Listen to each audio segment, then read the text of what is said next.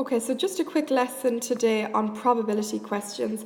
We're just going to have a look at a question that involves a tree diagram and a question that also involves a two-way table. We've covered both of these in class, but just to remind everyone how we go about laying them out and reading them. Okay, so we're going to have a look at this question here and remind ourselves of how to solve problems within probability. So a tree diagram below. So we've met tree diagrams before, and it's when we draw out different branches to show different options. And we always have this final section here called outcomes. So a tree diagram below shows the possible outcomes for when a fair dice is rolled twice. So essentially, this is your dice here, and it is rolled. And the options are it can be prime or not prime. So P stands for prime number, and just a reminder of what a prime number is. So a prime number is any number that has only two factors. Our first prime number is 2, then we have 3, then we have 5. The next one is 7, but obviously 7 isn't on a dice, so we have 3 out of the 6 options that we can get when we roll a dice are prime. Obviously our not prime numbers are 1, 4 and 6. So when I roll the dice initially, the chances of me getting a prime number are 3 out of 6 or a half, and the chances of me getting a not prime number is again 3 out of 6, which is a half. I then roll it for the second time, and if I got a prime on the first number, the chances of me getting a prime on the second, well, it's the exact same. So it's 3 out of 6, or a half, and the chances of it being not prime are 3 out of 6, or a half again. Likewise, if on the first roll I rolled it and I got a not prime number, so if I got a 1, 4, or 6, the chances on the next time I'm re-rolling it of getting a prime is 3 out of 6, and a not prime is 3 out of 6. So the outcomes that I can possibly get is I could get a prime and a prime number, so 2 prime numbers. I could get a prime number and then a not prime number. I could get a not prime number and a prime number, and I could get 2 non-prime numbers. So we are now asked to answer some questions on this tree diagram. The first one is calculate the probability. So as soon as I see the word probability, I know my answer has to be a fraction. So I'm going to label these 1, 2 and 3. And so number 1 asks us that we get a prime number on both rolls. Well, as I said, when we're asked if it's a probability, we must write my answer as a fraction. And on the bottom always goes the total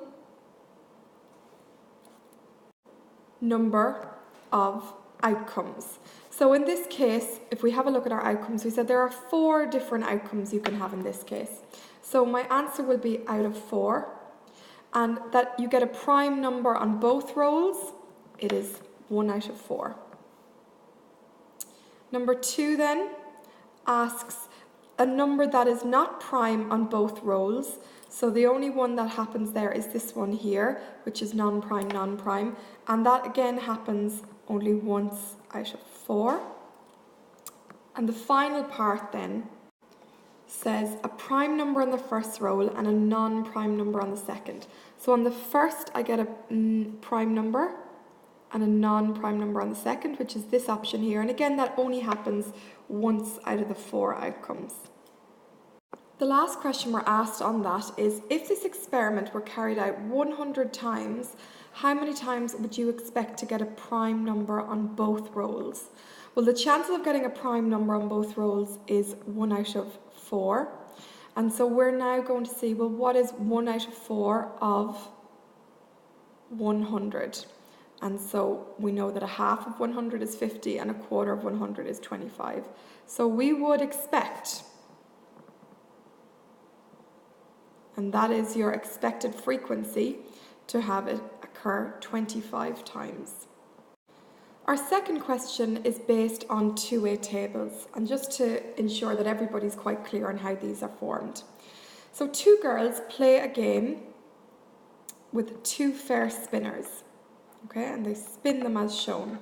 The spinners are spun and the score from each of the spinners is added together. that's quite important. If the total of the score is even, Katie wins. If the total of the score is divisible by 5, Margaret wins. So first of all, draw a two-way table that will list all of the possible outcomes. Alright, so to draw a two-way table, I follow the same steps. So along the top, I'm going to place the options for spinner 1, which will be, you can get a 1, you can get a 2, you can get a 3, or you can get a 4. And along the side, I'm going to place the options for spinner 2. And so you can get a 1, you can get a 2, you can get a 3, and you can get a 4. I'm now going to tidy this up by placing some lines in between all of these, just to make sure that I'm nice and neat.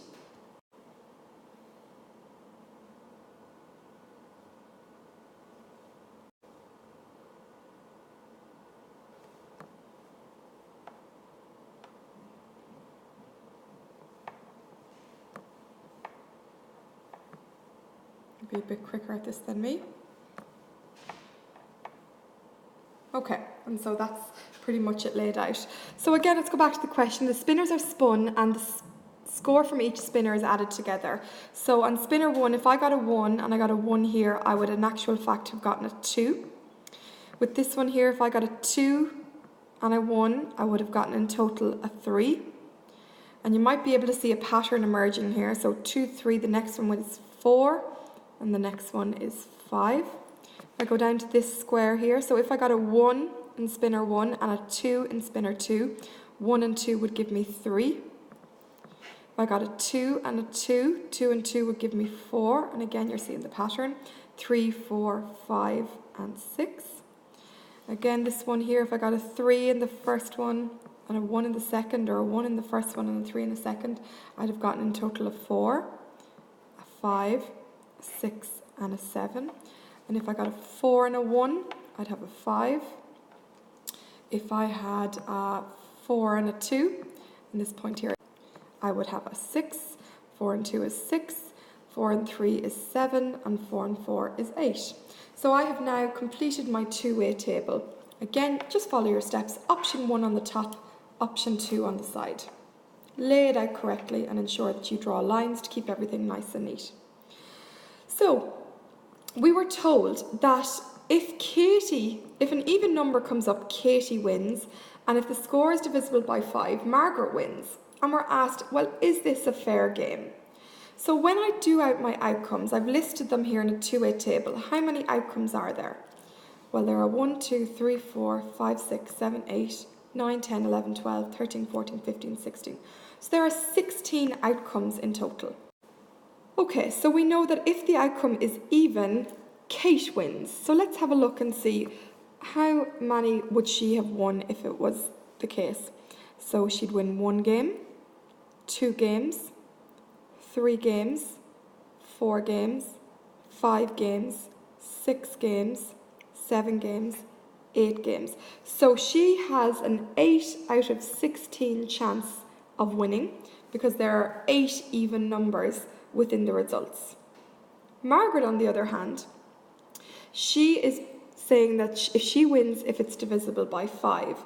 And divisible by 5 is another word for will 5 go into it? And essentially that is your multiples of 5, which are 5, 10, 15. All of these are divisible by 5. So the chances of her winning, well, she will win here, 1, 2, 3, 4. So essentially Margaret will only win 4 out of the 16 games, or she has the chance of winning 4 out of the 16. So we are asked the question now, is this game fair? Explain your answer by calculating the probabilities of each player to win. So Katie winning is 8 out of 16, which is 50%, and Margaret winning is 4 out of 16, which is 25%. And so this game is not fair. Katie has a much higher chance of winning.